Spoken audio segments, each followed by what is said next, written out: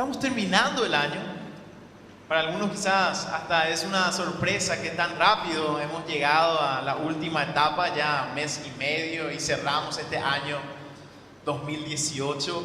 Particularmente o personalmente no puedo decir exactamente cómo habrá sido tu año, pero como iglesia este año ha sido un año bastante difícil porque hemos pasado varias pruebas. Sabemos que como iglesia, cuando un miembro se siente, decía el apóstol Pablo, todo el cuerpo siente eso.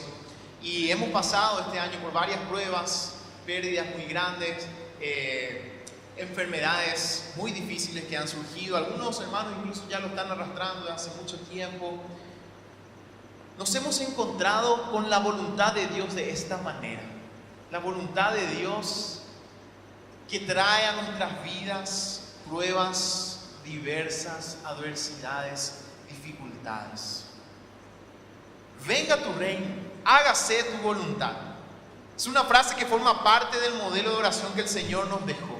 Muchos aquí lo habremos orado más de una vez. Incluso si venís de un contexto católico, estás en algún contexto similar, habrás hecho esta oración cientos de veces. Venga tu reino, hágase tu voluntad como en los cielos también en la tierra. Hágase tu voluntad. Es toda una declaración de fe. Aquel que es capaz de orar esto, de decir esto, está declarando su identidad. El poder orar de esta manera, diciéndole al Señor, hágase tu voluntad, es quizás una de las mayores pruebas de un corazón que ha sido transformado por Cristo. Orar, hágase tu voluntad, es saber quiénes somos, es saber quién es Dios y es rendirnos ante ese Dios a quien conocemos y sabemos que es el Rey soberano. Hágase tu voluntad. Pero aún para el cristiano sincero, orar de esta manera no está libre de desafíos. Especialmente considerando que la voluntad de Dios en muchas ocasiones representa enfrentar pruebas, adversidades, sufrimiento. Es por esto que hoy hablaremos de diferentes respuestas a la voluntad de Dios y veremos la historia de tres personas que se encontraron ante la voluntad de Dios en un mismo evento. Estas tres personas pasaron o enfrentaron el mismo evento en el cual se demostraba la voluntad de Dios y respondieron ante ese evento, ante la voluntad de Dios de diferentes formas. Estoy hablando en primer lugar de Judas Iscariote, de Pedro y finalmente de nuestro Señor Jesucristo. Quizás vas a identificarte con algunas de las reacciones, de las respuestas de estos personajes. Tal vez hoy te encontrás luchando con la voluntad de Dios, deseando sinceramente que el Señor haga su voluntad en tu vida, pero aún así luchando con la manera en que la voluntad del Señor está viniendo en tu vida. Y para ver estos puntos vamos a concentrarnos en las últimas horas de Jesús antes de ser crucificado, según lo relata el apóstol Juan. Y el título del mensaje hoy es La historia de dos desilusiones y un acto de obediencia. Y vamos a comenzar a leer desde el capítulo 13 de Juan y vamos a ir leyendo algunos pasajes puntuales que justamente reflejan la manera en que estos tres personajes se enfrentaron ante la voluntad de Dios que tenía que ver con la cruz del Calvario.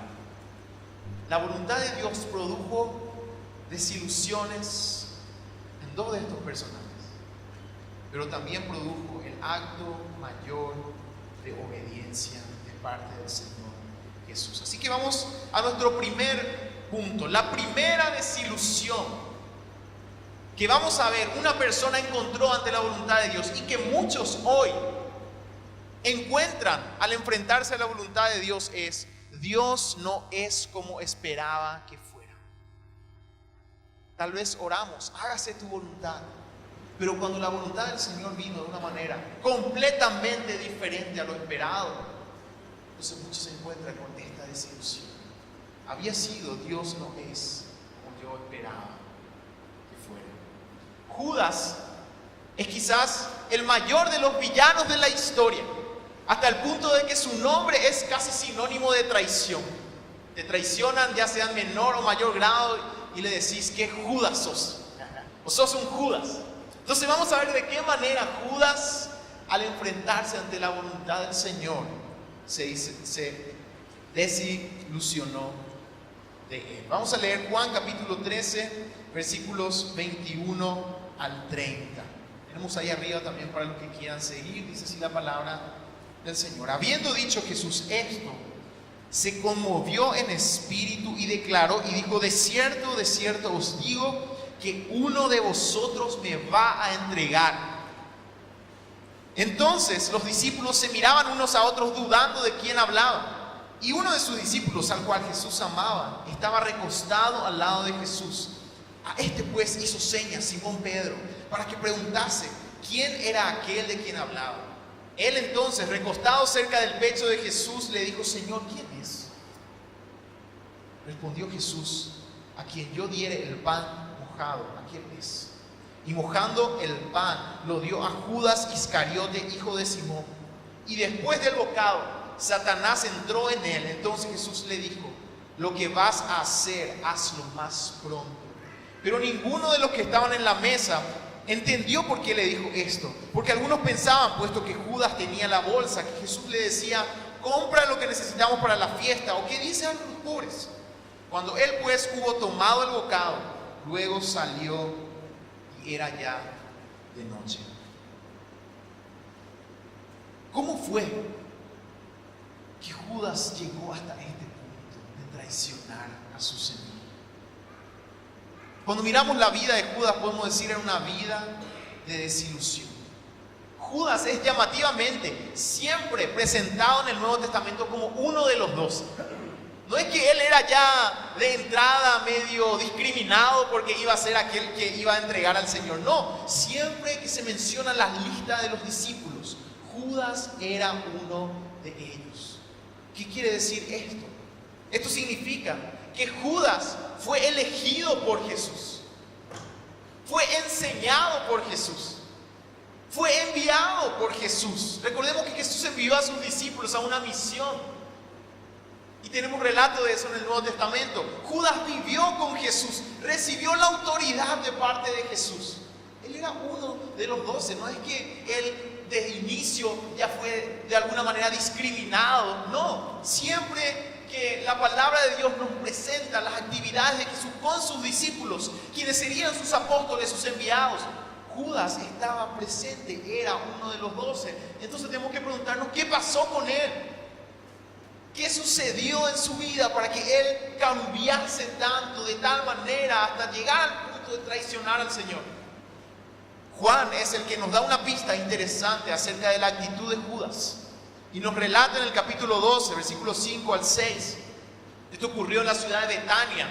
Después que María haya derramado todo un frasco de perfume para ungir los pies de Jesús, Judas dijo lo siguiente al presenciar este acto: ¿por qué no fue este perfume? Tenemos ahí arriba también para los que quieran seguir. Por 300 denarios, es decir, el salario de todo un año prácticamente, y dado a los pobres. Pero dijo esto, escribe Juan, no porque se cuidara de los pobres, sino porque era ladrón y teniendo la bolsa, sustraía de lo que se echaba en ella. Judas era el tesorero y según el testimonio de Juan, siempre quitaba algo. Juan nos muestra de alguna manera lo que ya había en el corazón de Judas, quizás desde el inicio.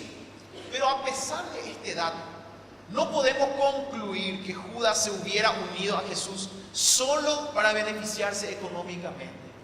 Recordemos, después de todo, Judas también recibió el llamado del Señor. Y él sabía que el Hijo del Hombre no tenía dónde recostar su cabeza. Cuando Judas recibió el llamado de Jesús, probablemente es muy difícil que él haya pensado: acá yo me voy a sacar algo de dinero uniéndome a Jesús. Él sabía el costo que representaba seguir a Jesús. Podemos pensar incluso que el quitarle la bolsa ya era un resultado de la frustración de Judas al enfrentar la voluntad de Dios, que evidentemente iba en contra de sus expectativas.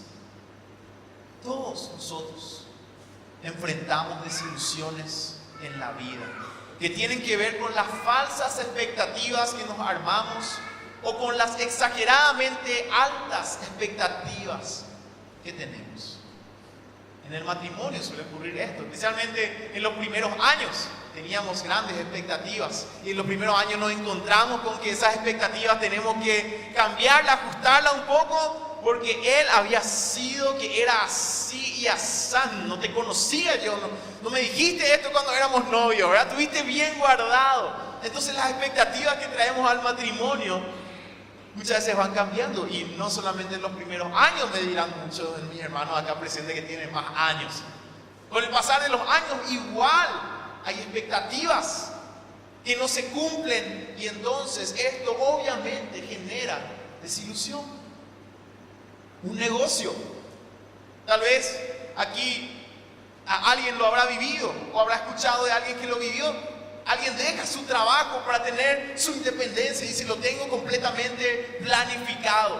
Yo aquí a 6 meses recupero mi inversión, el segundo semestre del año ya voy a estar ganando 20%. Y sin embargo, no fue bien el negocio. Y aquellos que son comerciantes sabrán que no es tan fácil, aunque uno planifique, el ejecutar ese plan y finalmente recibir rédito de lo que uno hace. Un negocio puede traer desilusión, y tal vez a muchos de los que están aquí les ha traído desilusión el negocio. Ayudar a otras personas. En algunas circunstancias nosotros nos encontramos en una situación en donde encontramos a una persona en necesidad o que necesita algún tipo de ayuda nuestra. Le damos esa ayuda. Invertimos tiempo, a veces damos económicamente, y finalmente esa persona a quien ayudamos no actúa de la manera que esperamos, y la desilusión viene. A veces los hijos nos traen desilusiones porque teníamos expectativas con ellos. Quizás más los hijos grandes son los que más desilusiones producen, ¿verdad? Y un padre podía decir: mira, todo lo que invertí en mi hijo, su educación, todo el dinero que puse, para que al segundo año de su carrera me diga: papá, yo no quiero estudiar más esto. Pasó conmigo. Y dije, bueno, podemos decir, esto fue un llamado del Señor, ¿verdad? Pero me imagino de lado, hoy yo como padre, un día me diga a mi hijo: mira, ya transitamos por este camino, ahora, papá, mamá, quiero cambiar de carrera. Otra cosa, que esperábamos que nuestros hijos tomen tal vez nuestros mismos pasos. Esperábamos que nuestros hijos tomen mejores decisiones. Pero nos encontramos con la desilusión de que ellos tienen que armar su propio camino. Hasta cierto punto nosotros como padres hemos de formarles y de guiarles, pero cada hijo tiene que armar finalmente su propio camino. Y ese camino hay veces que va a ir totalmente en contra de las expectativas que nosotros teníamos. Y eso genera desilusión. La lista puede continuar, puede incluir lugares de trabajo. Renuncié a mi trabajo para ir a este nuevo empleo, a este nuevo lugar, y no era lo que yo esperaba. La lista puede incluir médicos también. Fui a este médico y me desilusioné de este médico porque no me dio lo que yo esperaba. Psicólogos, lugares de comida, autos. Estamos acostumbrados a las desilusiones. Teniendo en cuenta esto, debemos mirar lo que ocurrió con Judas. Él tenía altas expectativas. Recuerden, él era uno de los 12. Esto quiere decir que él dejó todo lo que tenía por Jesús. En una oportunidad Pedro le dijo a Jesús: nosotros dejamos casa, familia, todo dejamos por seguirte. Judas era uno de los 12. Él dejó todo por seguir a Jesús. Le siguió a Jesús 24 horas al día, 7 días a la semana. Escuchó sus enseñanzas, estuvo donde él iba. Esperaba la restauración de Israel. Así como la mayoría de los judíos en la época de Jesús. Él esperaba que Jesús fuese quien diese libertad política al pueblo. Tal vez Judas esperaba formar parte del nuevo orden, del nuevo gobierno, del nuevo rumbo para Israel. Pero ahora Jesús le juntó a sus discípulos y dijo: muchachos, yo voy a morir. Yo estoy camino a la cruz. Y si pensamos en las desilusiones que hemos tenido a causa de nuestras expectativas falsas o altas, vamos a poder entender un poquito también lo que Judas probablemente vivió. Judas esperaba otra cosa de Jesús, esperaba otra cosa de Dios, así como la mayoría de los judíos en su época. La cruz solo podía significar decepción, la voluntad de Dios solo podía significar decepción. Por lo tanto, influido por el mismo Satanás, decidió sacar beneficio de lo inevitable, decidió traicionar a Jesús. La historia está llena de este tipo de traiciones, especialmente en el campo de la política, cuando el que está liderando comienza a tambalear o algo está ocurriendo en su contra, entonces aquellos que están más cercanos ya comienzan a mirar al rival, al otro lado, y comienzan ahí a flirtear con el rival, porque ya este va a perder su puesto, va a perder su lugar. Era algo común y Judas cayó en esto a causa de su desilusión. La voluntad de Dios para él representó esto. Había sido, Dios no era lo que yo esperaba que fuera. Ahora, ¿acaso no nos podemos identificar con este mismo sentimiento? Muchos hoy podrían decir: serví al Señor toda mi vida y permite que esta prueba me alcance. Hice todo bien desde pequeño, busqué cumplir sus mandamientos y el Señor me manda esto. Esta semana leí el testimonio de una cantante que junto con su marido tienen un grupo que era cristiano. Después ellos se volvieron un poco ateos y ahora son en el medio, más o menos, un grupo así medio con algunos tintes cristianos, pero mayormente seculares. Y ella contaba su testimonio de cómo llegaron hasta este punto. Y ella dijo: nosotros éramos jóvenes, fuimos a servir a una iglesia, nos casamos, habíamos hecho todo bien, dice, no tuvimos relaciones antes del matrimonio. Y ella decía: ni siquiera nos habíamos besado antes, porque queríamos hacerlo todo bien, así como Dios manda. Y después, cuando buscamos tener un hijo, no pudimos, intentamos, no pudimos. Este fue el inicio de nuestras dudas, comentaba ella. Muchos podrían decir: hice todo bien y el Señor me manda esto. He dado mis diezmos, he ayudado a otros y ahora estoy así en necesidad. Oré, creí, rogué y no hubo respuesta. Es en estas circunstancias en donde escuchamos la voz que escuchó Job de parte de su esposa cuando él comenzó a sufrir la prueba. Su esposa le dijo: aún retienes tu integridad, mejor maldice a Dios y muérete. Es en tiempos de prueba, es en tiempos en donde nuestras expectativas son confrontadas, en donde realmente hemos de probar si nuestro corazón era sincero cuando orábamos: hágase tu voluntad, Señor. Y es en esas circunstancias en donde la voz del enemigo tal vez nos va a decir: maldice a tu Dios ya. ¿Qué hacemos cuando esto sucede? Solo hay dos opciones: o abandonamos o seguimos. Pero déjenme decirle esto, queridos hermanos: las pruebas son necesarias para mostrarnos lo que hay en nuestros corazones. La realidad de la muerte en la cruz mostró lo que Judas tenía en su corazón. No estaba interesado en rendirse a la voluntad de Dios. Judas quería que Dios haga lo que era su propia voluntad. Las pruebas nos muestran lo que verdaderamente hay dentro de nosotros. Y es en esta circunstancia en donde realmente podemos darnos cuenta si es sincera esa oración nuestra: hágase tu voluntad. Entonces Judas se enfrentó a la voluntad de Dios y tuvo esta desilusión. Llegó a traicionar a Jesús. ¿Por qué?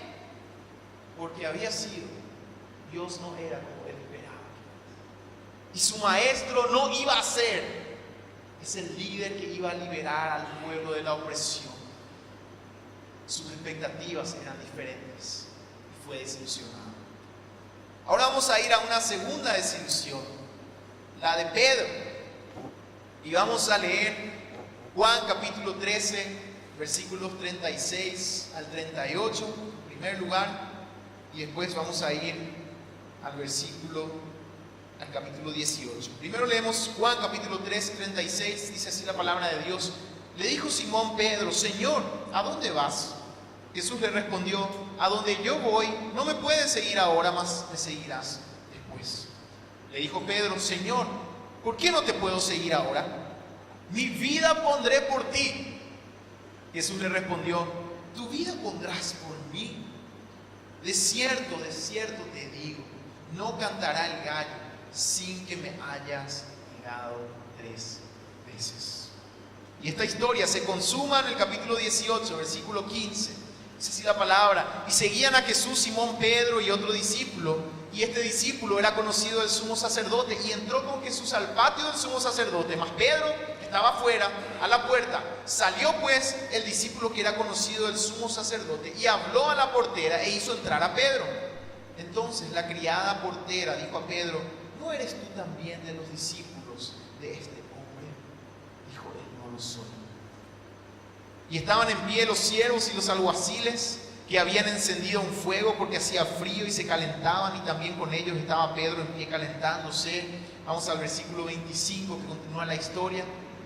Estaba pues Pedro en pie calentándose, y le dijeron: ¿no eres tú de sus discípulos? Él negó y dijo: no lo soy.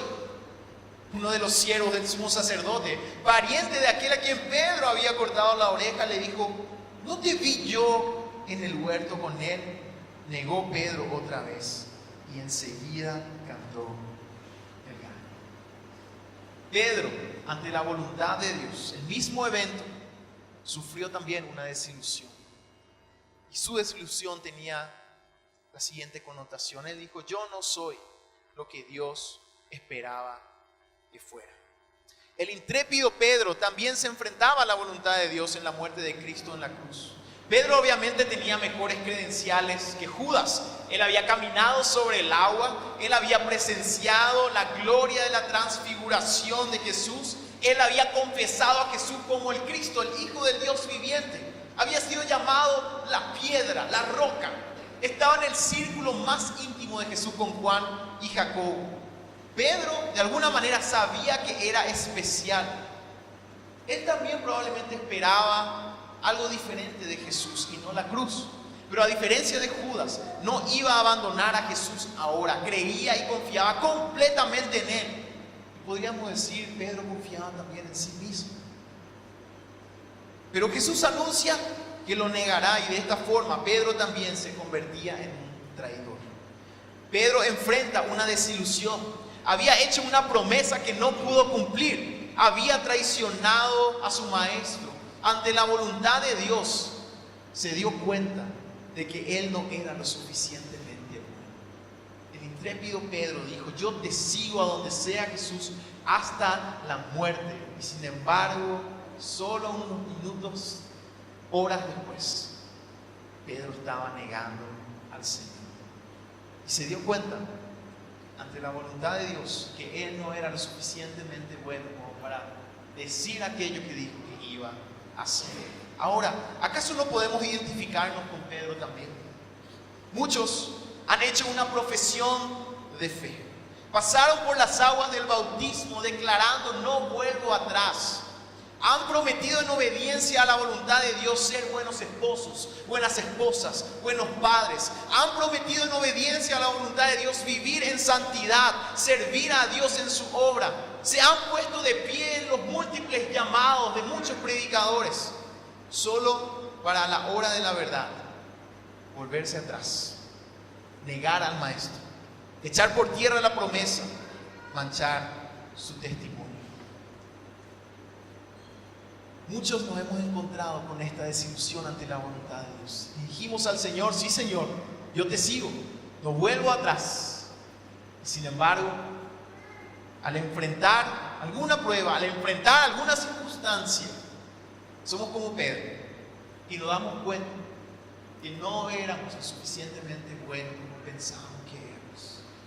y que hacer la voluntad de Dios finalmente resultó en algo imposible para nosotros. Por más de que hemos prometido seguir a Jesús hasta la muerte, Pedro pasó por esta desilusión.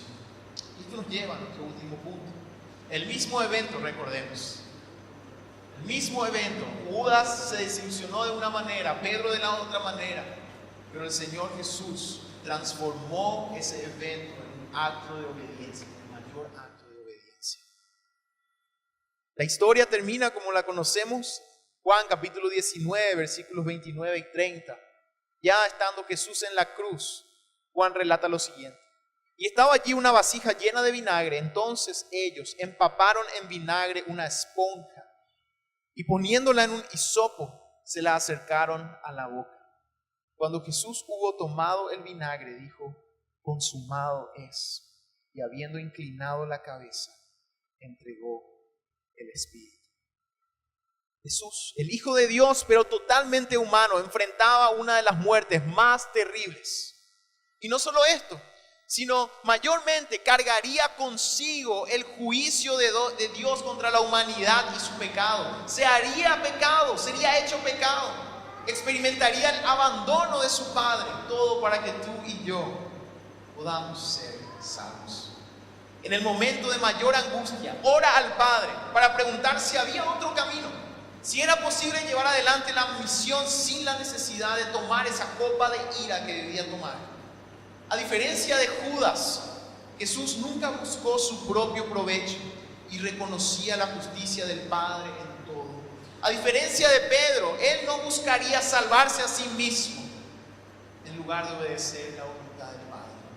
Por lo tanto, ora en el huerto de Getsemaní y dice así: Padre, si quieres, pasa de mí esta copa, pero no se haga mi voluntad, sino la tuya.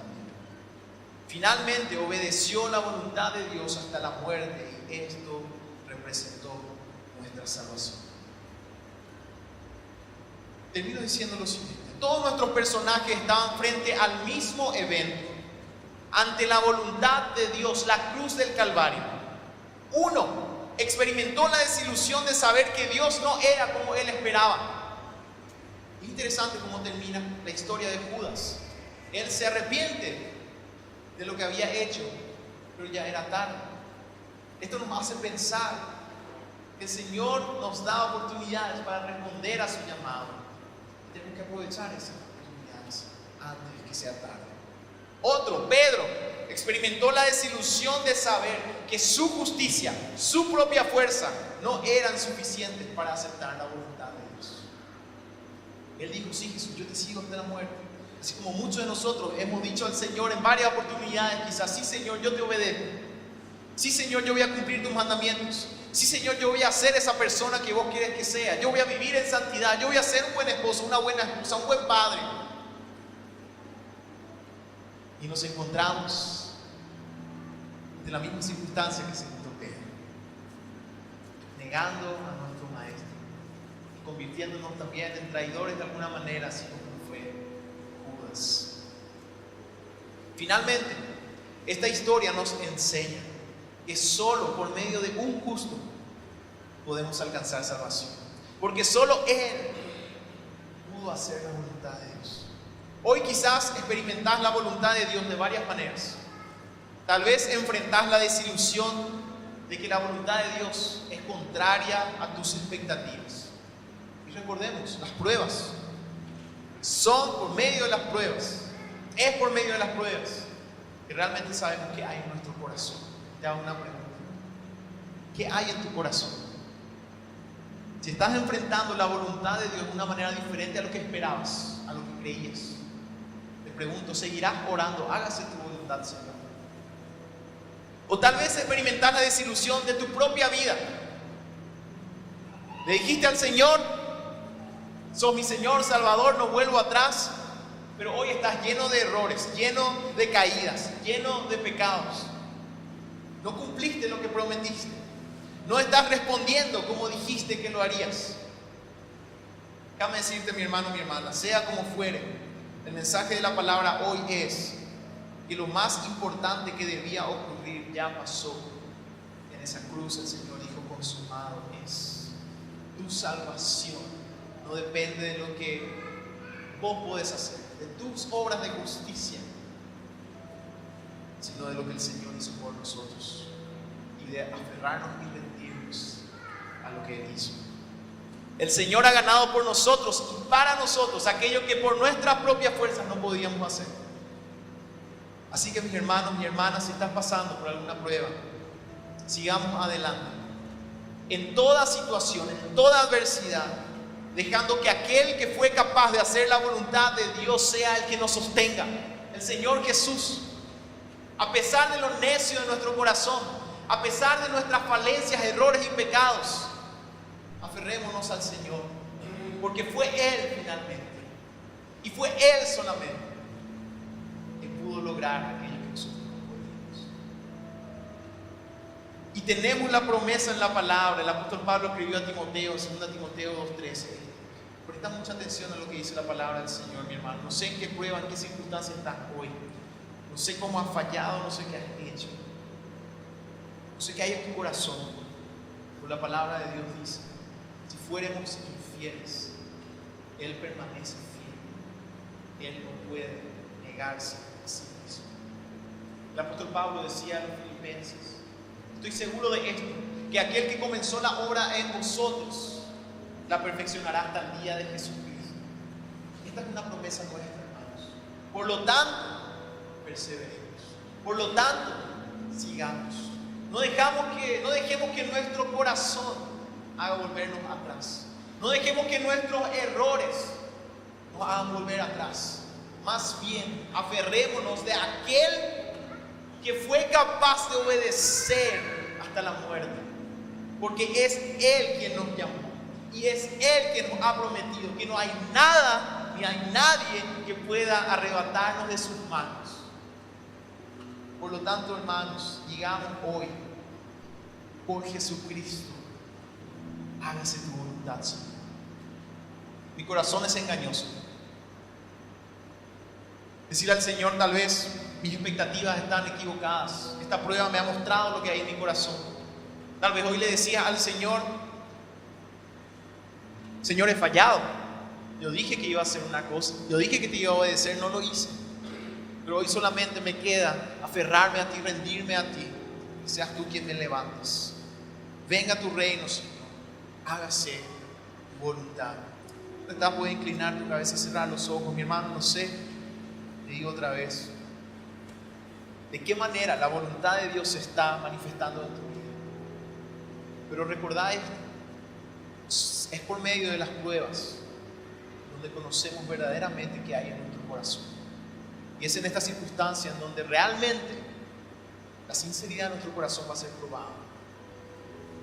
En esta circunstancia en donde realmente hemos de saber si somos sinceros al orar: hágase tu voluntad. Quizás estás hoy desilusionado de vos mismo. Así como Pedro, le dijiste al Señor: Señor, yo te sigo hasta la muerte. No has cumplido. La palabra de Dios dice, hermano, fuéramos infieles, Él permanece fiel, Él no puede negarse a sí mismo. Por lo tanto, no dejes que el enemigo quiera ponerte en la cabeza al volver atrás. Más bien mira hacia el frente, hacia tu Salvador y Redentor, porque si Él comenzó la obra en tu vida, Él va a perfeccionarla hasta su día, hasta su venida. Así que, mi hermano, seguí adelante y decirle al Señor: por medio de Jesucristo, hágase tu voluntad, Dios, en mi vida, sea como fuese, pase lo que pase, que no hay nada que pueda arrebatarnos de su amor. Vamos a orar. Nuestro buen Dios, te damos gracias por tu palabra. Conoces corazones de cada uno de los que estamos aquí, Señor.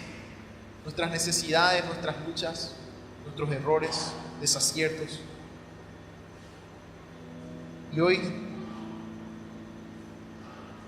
solamente, Señor, podemos aferrarnos a tu obra. Solamente tú eres perfecto, Señor. Necesitamos de ti, necesitamos que tú nos levantes. Deseamos que tu voluntad sea hecha en nuestras vidas, Señor. Deseamos obedecerte en todo lo que hacemos, decimos, vivimos. Así también reconocemos, Señor, que son tan débiles. Pero hoy, Señor, nos rendimos a ti. Te pedimos que seas tú quien nos levante. Seas tú, Señor, quien nos lleve de la mano y se haga tu voluntad en nuestras vidas, en cualquier circunstancia y situación. Pedimos esto, Padre, en el nombre de Jesús. Amén y amén. El Señor nos bendiga.